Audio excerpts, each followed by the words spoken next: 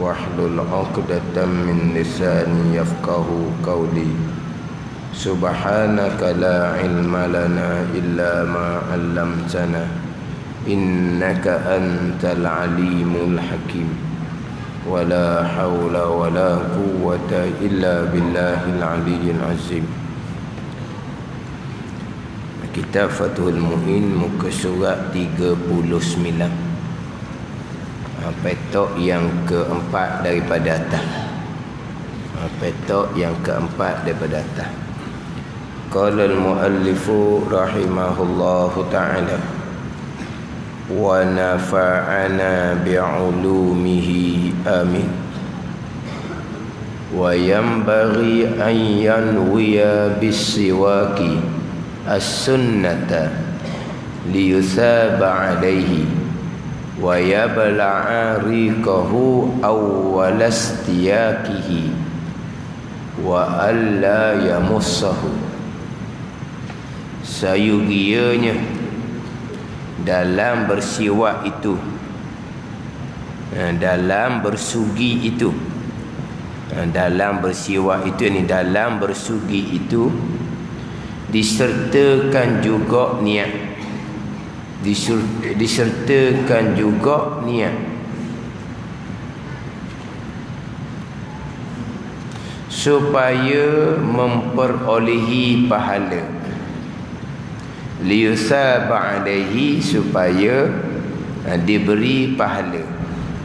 Yang wiya bisiwak, bahawa berniat ia seseorang dengan bersugi as-sunnata, akan sunnah, akan perkara yang disunatkan. Niat disertai juga niat bersugi itu dengan sunnah. Manapun disunatkan kepada kita. Kita bersugi yang terdahulunya, kita bersugi ketika berwuduk, berniatnya adalah ketika basuh pergelangan tangan. Kita niat sebagai sunat wuduk, kemudian bersuginya tak payah niat dah, sebab bersuginya sudah di dalam ketika kita menunaikan wuduk, sebab kita sudah niat ketika basuh tangan. Kemudian disunatkan kita bersugi ni ketika nak baca Quran, ketika nak baca hadis, ketika nak baca ilmu syarak, ketika berubah bau mulut, sunat muakkadah belaka tu. Di ketika bangun daripada tidur, di ketika kita hendak tidur, sunat muakkadah juga, sunat kuat tuntut ketika masuk rumah, ketika masuk masjid, ketika nak mati, ketika sakit, disunatkan belaka itu. Kemudian kita bersugi ni, sayangnya kita niat bersugi sebagai sunat tu lah, supaya nak membezakan antara adah dengan ibadah. Niat sunat. Kenapa kita bersugi ketika kita nak baca Quran? Kerana disunatkan. Kenapa kita bersugi ketika berubah bau mulut? Kerana disunatkan. Niat tu. Bukan hanya bersugi sebab apa? Sebab nak suruh bersih mulut. Tak ada niat sebagai sunat yang dituntut kepada kita. Jadi adah je lah. Jadi an yanwiya bisiwa as-sunnata, bahawa berniat seseorang dengan bersugi akan sunat. Tapi nak terjemah ni tak ada ni. Sayugianya dalam bersugi itu disertakan juga niat. Niat apa? Niat sunnah tu. Niat sunat tu. Mana hak kita bersugi ni kerana disunatkan kepada kita. Kerana disunatkan kepada kita. Supaya apa? Supaya nak membezakan dengan adah. Supaya nak membezakan dengan adah, maka disunatkan kita niat sebagai perkara yang disunatkan kepada kita. Kita kena niat bersugi kita tu kerana sunat. Kita bangun tidur kita bersugi, sunat. Kan kita bangun tidur kan kita berus gigi kan. Ya, kita bangun tidur kita berus gigi. Kita nak tidur kita berus gigi. Kan gitu. Kita bergigi itu sebelum nak tidur, sebelum tidur tu niat kita apa? Tak ada niat apa-apa Memang kita gitu semua. Jadi adah, tak ada ibadah. Jadi adah lah. Tak ada ibadah. Nak jadi ibadah kena niat. Sebab apa kita berus gigi? Kerana sunat. Dituntut seumpama tu kepada kita. Nak tidur bergigi, bangun tidur bergigi. Ini tak kita ni biasa. Jadi adah. Tidur pun adah. Dia tak ada ibadah lah kitanya. Jadi kita kena berniat yang bersugi itu akan sunnah, akan mana bersugi kita ni disunatkan. Tuntutan sunat kepada kita, bukan kita jadi adah peseng saja. Kan kita ni peseng kan, masuk bila air bergigi, masuk bila air bergigi. Bukan kata kita tak dapat sunat hak dituntut pada kita ni. Bahkan terkadang tak dapat pun sunat bersugi ketika berwudu. Tu lagi jadi rugi kitanya. Kita bicara bab bersugi sebagai sunat wudu. Dalam kitab Fathul Mu'in ni, bersuginya selepas basuh tangan, sebelum daripada berkomor. Tak apalah kita tak niat pun, sebab kita sudah niat sunat wudu ketika basuh pergelangan tangan. Tetapi terkadang kita letak bersugi, berus gigi ni sebelum daripada kita basuh tangan. Itu pandangan Syekh Ramli. Bersuginya sebelum basuh tangan. Maka bila bersugi ni sebelum basuh pergelangan tangan, maka masa bersugi tu kita kena niat sebagai sunat wudu. Memang orang kita masuk bila air ambil semai tak lagi dia bersugi baru bergigi dulu. Jadi kalau bergigi dulu sebelum basuh pergelangan tangan, bergigi itu kena niat sebagai sunat wudu. Kena niat sebagai sunat wudu. Kita dah bicara sunat wudu ni. Jadi kalau tak niat situ tak ada wudu, tak ada sunat wudu. Sama telah pula nak niat bersugi sebagai sunat kerana sebelum tidur, kerana lepas bangun tidur. Akhirnya jadi adah, tak ada jadi ibadah. Nak jadi ibadah ni innamal a'malu binniyat. Kena ada niat. Baru jadi ibadah, tidak jadi adah. Tapi kita nak jadikan apa-apa pekerjaan kita niat ibadah, kita kena tahulah benda tu ibadah. Kenapa kita bersugi, bergigi sebelum ambil sembahyang? Sebab memang sunat kita bersugi sebelum ambil sembahyang. Maka kita bersugi itu sebagai ibadah sunat wudu. Tapi kalau kita tak tahu, akhirnya kita bergigi peseng jadi adah. Jadi adah. Sama juga kehidupan kita. Kita ingat kita tidur ni adah, kita bekerja ni adah. Tidak. Kita tidur ni jadi ibadah. Sebab tidur nak bersihat. Esok nak bangun buat ibadat pula. Esok nak bangun buat kerja pula, nak tanggung nafkah keluarga. Ibadah lah. Kita bekerja pula. Kenapa bekerja? Kerana kita wajib menyempurnakan nafkah keluarga. Kita pun bekerja untuk menyempurnakan nafkah keluarga. Itu bukan adah, itu ibadah. Tapi kalau kita tak tahu, akhirnya kerja. Sebab apa kerja? Hidup kerja lah. Orang kerja belaka kan, nak hidup, nak makan, kena kerja. Jadi kerja jadi adah, tak ada ibadah. Nak jadi ibadah, dia kena ada ilmu lah.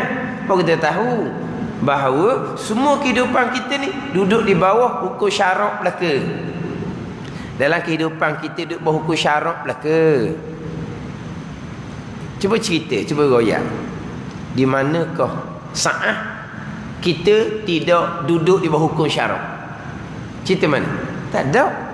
Dalam Jambang pun masih lagi ada hukum syarak. Semua cara kehidupan kita ada hukum syarak belaka. Dah syarak kira belaka tu.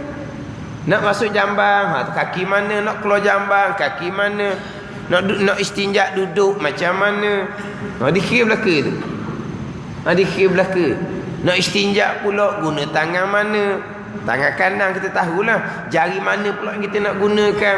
Jari tengah kita nak gunakan ketika istinja. Mana syarak aja gitu mana? Kita pun buat sebagaimana syarak suruh. Ibadah lah. Walaupun dah Jambang pun. Dah Jambang cuma tak boleh berzikir je. Makruh. Berzikir makruh lah dah Jambang. Tapi cara kita duduk ada cara ibadah dia. Ada cara ibadah. Masa istinja pun ada cara dia.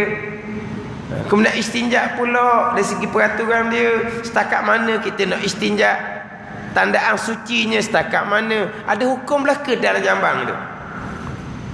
Ada hukum belaka dalam jambang tu. Jadi ibadah belakanya.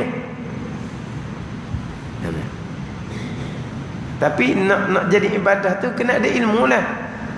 Tak ada ilmu bukan kata kerjaan hak kerjaan tadi ni tak jadi ibadah. Tanpa ilmu hak rupa ibadah pun tak jadi ibadahnya. Semayang dah. Puasa dah. Tak jadi ibadah kalau tak kena dengan cara. Tapi ilmu hak rupa ibadah pun jadi adah. Tapi kalau dengan ilmu perkara adah orang buat belaka benda gitu. Semua orang buat belaka. Burus gigi orang buat belaka. Tapi kita tak jadi adah jadi ibadah. Orang tu jadi adah. Dia tak jadi ibadah. So semua orang kafir pun bergigi, tapi dia tak jadi ibadah dia. Dia orang kafir. Jadi peseng je lah. Kita dah jadi ibadah bekal akhirat. Jadi hak kita duduk bergigi ni, hak ketika-ketika hak disunatkan, hak terdahulu ni. Hak ketika berwuduk clear dah. Sebab kita dalam kitab Fathul Mu'in bersugi tempat letak dianya adalah selepas basuh pergelangan tangan sebelum kita berqoma. Maka ketika basuh pergelangan tangan, kita niat sebagai sunat wudu. Kemudian kita bersugi tak niat dah sebab sudah masuk dalam sunat wudu. Kalau kita pakai pandangan bersugi, berus gigi itu sebelum daripada basuh tangan, maka kita kena niat sukulah bersugi sebagai sunat wudu. Itu hak bab wudu. Ini hak bab lain pula ni. Sunat muakkad, sunat kuat tuntut, bersugi ketika nak baca Quran, ketika nak baca hadis, ketika nak baca ilmu syarah, ketika berubah bau mulut, ketika bangun daripada tidur, ketika hendak tidur. Itu kena niat belaka tu. Kena niat sebagai tuntutan yang disunatkan. Kan kita kan gapo-gapo nak buat kan kita baca bismillah. Kan kita baca bismillah kan. Semua kerjaan kita baca bismillah belaka. Kerjaan adah tu. Tidur adah baca bismillah. Makan adah kita baca bismillah. Benda adah belaka tu. Kita baca bismillah. Bila kita baca bismillah, mulakan dengan baca bismillah. Jadi kalau kita letak niat jadi molek ibadah lah. Sebab apa kita tidur baca bismillah? Sebab tidur tu ibadah. Kita tidur nak kenapa nak sihat. Kita apa kita makan baca bismillah? Sebab makan kita nak sihat, kita nak buat ibadat, kita nak buat kerja. Biar sihat badan, boleh buat ibadah, boleh buat kerja, tanggung nafkah keluarga. Lepas tu kita baca bismillah. Kalau tak kita tak baca bismillah, kalau itu bukan kerja ibadah, tapi kita baca bismillah. Tapi baca bismillah niat ibadah tak ada orang. Baca bismillah tak ada orang kita. Makan tak baca bismillah marah dia orang. Makan tak baca bismillah jak budak kitanya. Diajar makan baca bismillah. Jak budak lagi. Jadi kita nak makan baca bismillah ni kadang-kadang terbaca gitu je bismillah. Dah kita terdidik gitu dah. Tapi kita niat ibadah ke dah? Tak niat ibadah jadi adah. Jadi hak bersugi ketika lain pun niat ibadah. Jadi sepatutnya kita niat sebagai sunat supaya liyusaba alaihi, supaya diperoleh pahala sebab ibadah. Tidak jadi adah. Sayugia juga menelang ludah bekas bersiwak yang pertama. Dalam pada itu tidak baik mencecap alat siwaknya. Ayuh terjemahan dia. Wa yabla'a riqahu awwalastiyakihi. Dan disunat dan sayugia bahawa telang air liur hak di permulaan bersuginya. Telang air liur bukan telang ludah. Kita ludah ni hak keluar dah dah. Dia kata menelang ludah. Hak tu hak mana ni? Dia ludah dijilat semula tu hak tu. Apa panggil apa tu? Hak tu lapar patah tu nah. Apa ni? Jilat ludah kembali apa tu panggil? Apa dia tu? Tu bukan jilat ludah tu, tapi dia punya pepatah tu. Hak ludah tu hak kita puik dah tu ludah. Sini diterjemah dengan menelang ludah. Menelang ludah ni hak kita puik dah kita telang. Dak ni. Saya kira kita telang air liur ketika kita mula-mula bersugi. Gitu. Sunat saya kiranya kita telang air liur di permulaan kita bersugi tu. Sunat. Sini sayugia dia kata ni, sayugia ni sepatutnya sayugia yang bari ni sayugia kadang-kadang pergi pada hukum sunat, kadang-kadang pergi pada hukum wajib. Sayugia ni sini hukumnya sunat. Sunat kita telang air liur, bukan telang ludah. Tapi itu bahasa dia, tak ada salah terjemahan ni. Ni tanya orang Indonesia lah. Hak dalam tu panggil ludah juga, dak panggil liur kau dalam tu. Tanya dia lah. Sebab kita ludah ni bukan duduk dalam tu.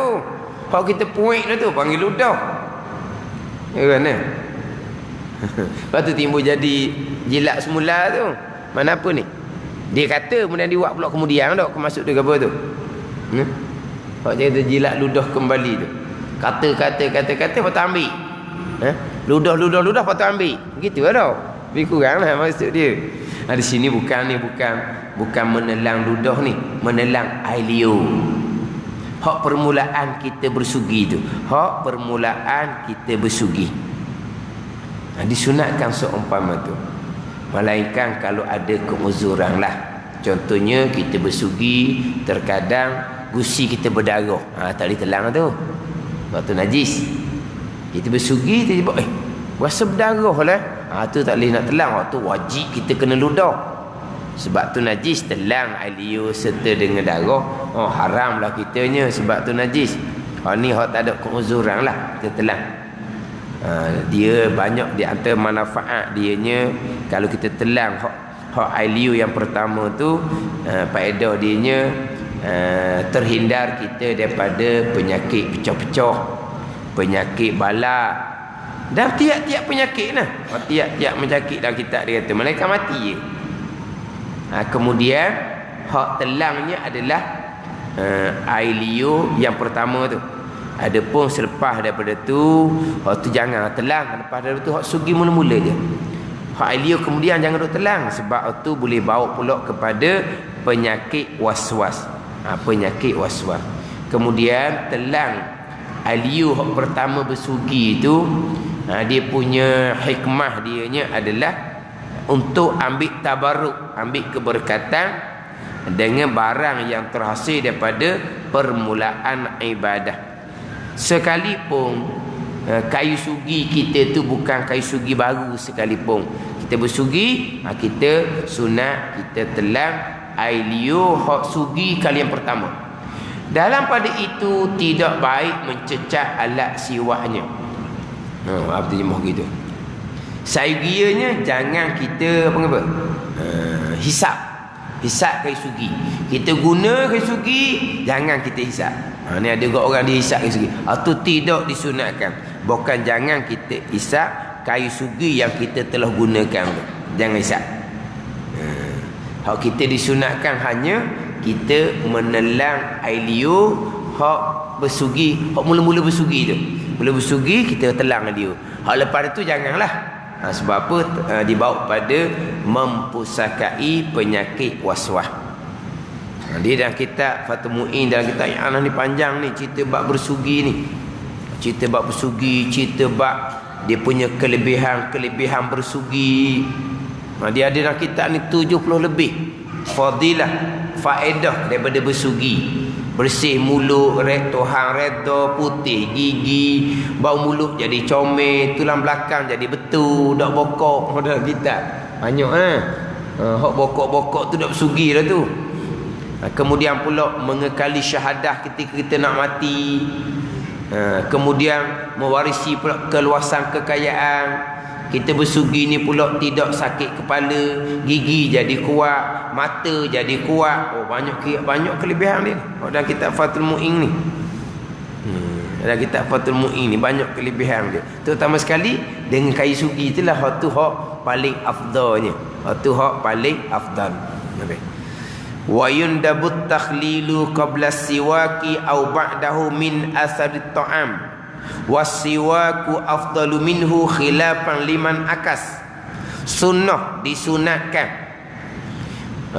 Sunnah hukumnya mencukil sisa-sisa makanan yang tertinggal pada sela-sela gigi, mana celah gigi.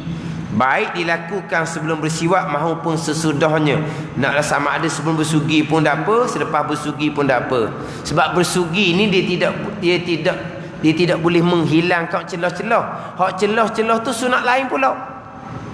Hak celah-celah gigi kita tu, hak tu sunat lain. Bersugi ni dia membersihkan gigi kita saja. Tapi celah-celah gigi kita tu, kayu sugi dia tidak boleh menghilangkan. Kayu sugi lah. Kalau berus gigi kita tu mungkin boleh sebab dia keras sikit tau. Dia kayu sugi ni tak keras sebagaimana berus gigi kita. Gigi kita tu agak keras sikit. Itu boleh menghilangkan hak celah-celah gigi. Boleh tau. Tapi kalau kayu sugi boleh hilang ke tak? Kayu sugi tak boleh menghilangkan sebab dia lembut. Maka disunatkan apa? Cungkil hak sisa-sisa makanan yang ada celah gigi. Hak tu sunat lain pula. Bersiwak lebih utama daripada mencukil sisa. Sementara ulama lain berpendapat sebaliknya. Dia walaupun disunatkan cungkil di celah gigi, tetapi afdal bersugi lagi lah. Afdal bersugi lagi. Cuma cungkil tu sunat lain pula.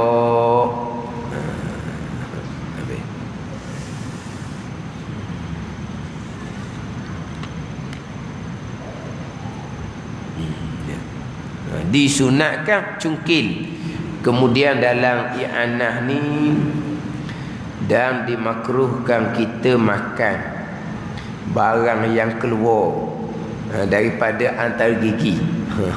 Cungkil tu jangan duduk telang lah. Cungkil kan makruh kita telang. Keluar lah. Kadang-kadang kita ni cungkil kau telang. Tak ada kotor-kotor pun, bukan najis pun, makanan. Tapi dimakruhkan kita makan barang yang keluar dari antara celah gigi tu. Dimakruhkan.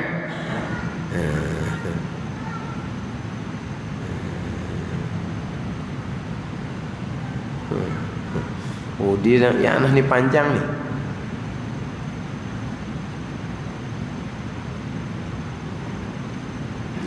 Dan disunatkan bagi orang yang sama-sama duduk ramai-ramai ni lah, disunatkan kita membersihkan sugi kita tu. Bersihkan sugi tu. Jangan kita kata kok, yelah, kadang-kadang pakai sugi pun kena bersih belaka. Kena bersih belaka. Kadang-kadang nampak macam yelah tau, tak berapa bersih. Sebab kita duduk kat orang ramai ni kena jaga kau. Sebab kayu sugi ni duduk dalam poket kita. Lepas tu kena jagalah tu. Jangan kita pakai sugi. Kemudian kayu sugi kita tu nampak color pun lain macam dah. Orang tengok pun jadi tak apa sedap. Tak apa sedap. Kena kira belaka tu. Kena kira belaka. Lening pula kayu sugi, lening nampak dalam dia bubuh. Comel dia buat. Dalam macam sarung, ada sarung tau. Ada macam sarung pula lening. Kan kata? Tu comel belaka tu. Biar orang nampak molek je. Mana kalau simpan pun jadi molek. Ni. Sebab apa? Sebab kita ni duduk ramai-ramai ni. Kalau kita buat lebih kurang, mungkin orang tu. Mungkin orang tengok jadi kurang mana? Kurang selesa lah. Kurang selesa. Kita bukan masalah kita dengan orang. Kita seorang pun kena bersih. Tetapi kalau kita dengan orang pula lagilah. Tambahan pula kita dengan orang pula bukan orang Islam, orang bukan Islam. Lagilah nampak biar bersih. Ni orang bukan Islam tengok tu orang Islam. Gitu orang Islam tak ada kebersihan. Akhirnya hak bersihnya orang kafir pula. Dia malu lah. Ke mana? Orang bukan Islam pula bersih. Orang Islam tak bersih. Ditunjuk mana ditunjuk? Ditunjuk lepas main bola. Dalam FB tu kan tunjuk lepas main bola. Lepas main bola di negara bukan Islam dengan lepas main bola di negara orang Islam. Di negara Islam lepas main bola penuh siapa. Di negara bukan Islam tak ada siapa. Jadi orang Islam jadi tak jaga. Islam dia tak jaga kan? Kalau ini banyak gambar-gambar pemandangan comel, siapa penuh. Mana Terengganu dia orang gambar Terengganu ni, orang gambar Terengganu. Dia punyalah. Mana dengar apa ni? Yalah kan tempat-tempat tu kan comel-comel kan. Buat comel-comel. Lepas tu siapa penuh tepi. Dia panggil apa? Tidak ada kesedaran sivik apa panggil? Walau agama tu mementingkan kebersihan, jaga kebersihan. Kita kena ajar gitu. Gimana-mana sapah jangan tinggal. Jangan tinggal kata. Saya dulu-dulu gimana pergi tempat orang ngajar ke, tempat orang ceramah ke, beli gapo pun tak aja tinggal pun. Lepas tu tinggal mana? Tinggal dalam motor. Lepas tu lama mana? Lama juga duduk dah gagal tu. Tapi tak buang lain. Buang gagal motor. Lepas gagal motor tu kadang-kadang tak ada tempat nak buang. Tak buang, siapa rumah? Siapa rumah esok tak buang lagi. Ada dalam tu. Tapi tak buang kata. Biar duduk gagal motor tak apa. Tapi buang kata dah. Tak ajar gitu. Tak tinggal. Tak tinggal. Bawa buang gagal motor gitu. Gimana? Ni kadang-kadang buka cermin kereta dia buang. Allah. Kadang-kadang piuh atas kepala tuduh. Tu. Tak kita orang Islam memang memang kita disunat dan bersih semua. Tapi kalau dah hadapan orang lain pula sama telah lah. Kena jagalah kitanya. Agama kita agama suci, suci zahir batin. Suci zahir batin. Kan an-nazafatu minal iman kan kita duk baca. Kesucian itu sebahagian daripada iman. Wala yukrahu bisiwaki ghairihi in azina au ulima ridahu wa illa haruma ka akhzihi min milkil ghairi malam tajir adatun bil a'radi anhu. Allah. Memakai siwak orang lain itu tidak makruh. Tak makruh kita pakai kayu sugi hak orang. Tak makruh, lakinnahu khilaful aula. Akan tetapi khilaful aula kurang elok. Dia kita hukum ada 5. Wajib, sunat, haram, makruh. Jadi makruh ni antara haram dengan haruh makruh duduk tengah. Ulama mutaakhirin, ulama kemudian ditambah selagi hukum khilaful aula, duduk antara haruh dengan makruh. Kita makruh ni antara haruh dengan haram, makruh tengah. Khilaful aula ni antara haruh dengan makruh. Mana khilaful aula ni ada juga dalil yang tidak menggalakkan, tapi dalil yang tak jelas mana. Kalau jelas makruh, tak jelas khilaful aula. Ada ni. Sebab tu kadang-kadang setengah perkara tu makruh, ulama kemudian letak khilaful aula sebab dalil tak jelas. Ulama dulu makruh belaka, makruh. Ulama kemudian dia kata khilaful aula. Mana khilaful aula ni dekat makruh lah juga, tapi rendah sikit daripada makruh. Mana walaupun tidak makruh menggunakan segi orang lain, tetapi khilaful aula. Dalam kitab i'anah ni illa li tabarrukin, melainkan untuk ambil tabarruk, untuk ambil tabarruk sebagaimana yang dilakukan oleh Aisyah radhiyallahu anha, yang mana Aisyah radhiyallahu anha dia bersugi dengan kayu sugi Nabi sallallahu alaihi wasallam. Tu nak ambil tabarruk, nak ambil keberkatan. Ada ni. Jadi hak dalam i'anah ni walaupun tidak makruh bersugi dengan sugi orang lain, tapi khilaful aula melainkan untuk ambil tabarruk. Aisyah radhiyallahu anha menggunakan kayu sugi Nabi sallallahu alaihi wasallam. Tidak makruh ni bila ia diperbolehkan, diizinkan oleh tuan dia, atau diketahui perkenannya. Kita tahu dah kayu sugi dia tu sabi panggil. Kayu sugi dia tak apa, siapa nak ambil kita tahu dah dia memang benarkan, hukumnya makruh. Kalau tidak begitu, tak tahu kayu sugi orang ni dia benar ke tak benar, kita dah tahu, maka haram memakainya, sebagaimana mengambil siwak milik orang lain. Seperti ini, sebagaimana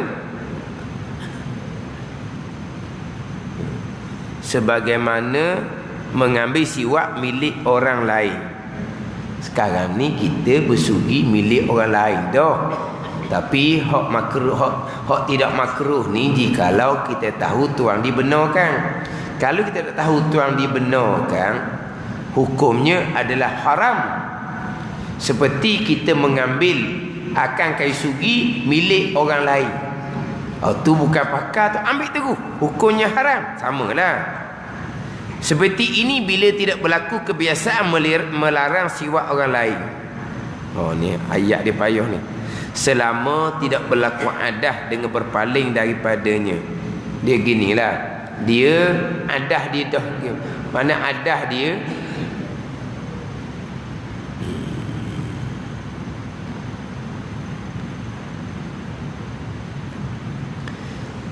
dia sekarang ni sama dengan hukum kita ambil. Ni kita guna kayu sugi tanpa izin, kita tak ambil.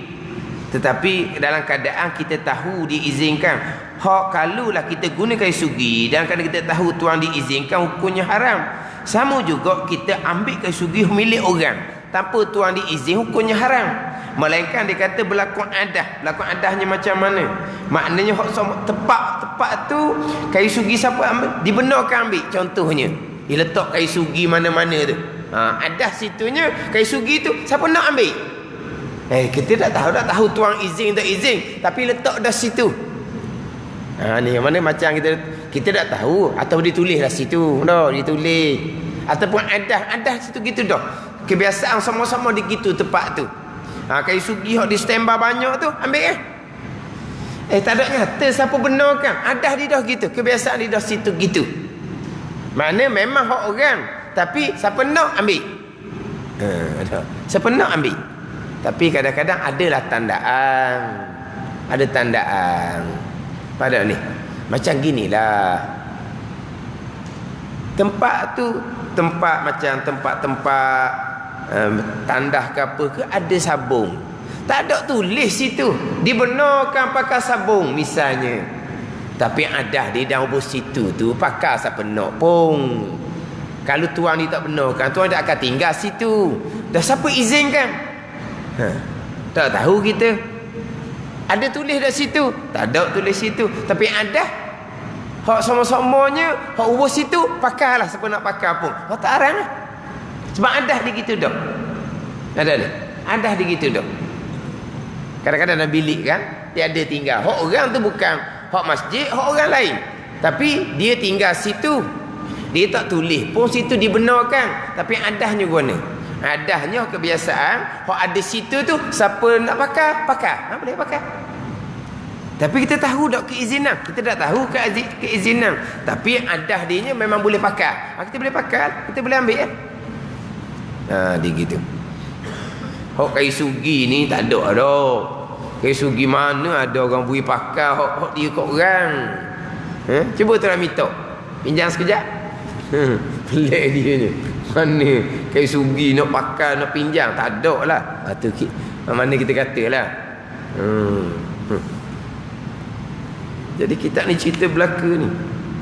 Tak makruh kita bersugi kayu sugi orang lain, melainkan jika diizinkan atau kita tahu dia redha. Kalau tidak, hukumnya adalah haram.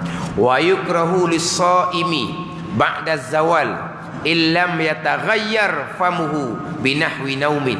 Ni. Dan dimakruhkan orang berpuasa makruh bersiwak bersugi sesudah matahari berkulminasi. Apa? Ba'da zawal, selepas gelincir matahari. Jadi kulminasi ni faham lah. Faham apa? Tengok orang Arab tu lah. Orang berpuasa makruh bersugi sesudah matahari tergelincir. Lepas zuhur makruh bersugi selagi mulutnya tidak berubah akibat semacam tidur. Dia begini. Dia kalaulah berubah bau mulut sebelah pagi, itu berpunca daripada makanan. Kita tidak berus gigi selepas dia sahur. Tetapi kalaulah berubah bau mulut selepas daripada gelincir, itu bukan daripada makanan, itu daripada puasa. Ada ni. Kalau belah pagi mulut sudah berubah bau, hak tu bukan kerana puasa, kerana sahur tak bergigi tu. Tetapi kalau kita bergigi molek belah pagi memang tak ada bau apa-apa, tapi kalau lepas zuhur berbau, tu kerana berpuasa. Kerana mulut kita ni kalau kita makan kan, makan minum kita berkomor, jadi dia gerak sama. Tapi bila kita tak makan, benda tu duduk diam, kita bercakap pula kurang, dia lama-lama duduk senyap tu, dia berubah bau dia. Sebab itulah berubah bau selepas daripada zuhur adalah kerana puasa. Bila kerana puasa, kita jangan kita hilangkanlah bau yang mari daripada kerana puasa. Hak dalam hadis kata la khulufu fami shaim atyabu indallah min rihil miski. Bau mulut orang yang berpuasa lebih wangi di sisi Allah daripada bau kasturi lagi. Mana ni? Maka dimakruhkan kita menghilangkan bau yang lebih wangi di sisi Allah Subhanahu wa taala, bau kasturi. Kalau kita bersugi lepas daripada gelincir matahari, kita nak menghilangkan bau yang lebih wangi daripada bau kasturi di sisi Allah Subhanahu wa taala. Tapi qaid di sini selagi mulutnya tidak berubah akibat semacam tidur. Kalau mulut dia berubah kerana dia tidur, tu berubah kerana lain, bukan kerana puasa. Ataupun berubah bau mulut kerana dia makan. Dia makan dah kadang dia lupa, akhirnya berubah bau mulut kerana makanan tu. Tu kena bersugi. Sekarang lepas zuhur, dia lupa dia pergi makan pula hak jenis bau. Hak tu berubah bau mulut bukan kerana puasa, kerana dia makan hak lupa. Tu tidak dimakruhkan bersugi. Hak makruh bersugi ni kalaulah berubah bau mulut semata-mata kerana puasa, bukan kerana tidur, bukan kerana dia makan makanan yang berbau, kerana dia lupa kerana makan tu, bukan kerana tu. Kalau kerana tu bersugi, sebab itu bukan kerana puasa. Ada ni. Tetapi dalam i'anah ni mengatakan bahawa hak pandangan muktamad dalam mazhab Syafi'i, walaupun berubah mulut tu kerana tidur sekalipun, dimakruhkan juga bersugi selepas digelincir matahari. Tetapi makruh bersugi lepas gelincir matahari ini pandangan muktamad dalam mazhab Syafi'i. Tapi jumhur kebanyakan mazhab yang lain, mazhab Maliki ke, mazhab Hanafi ke, begitu juga pandangan Imam Nawawi menyatakan bahawa disunatkan bersugi walaupun selepas gelincir matahari.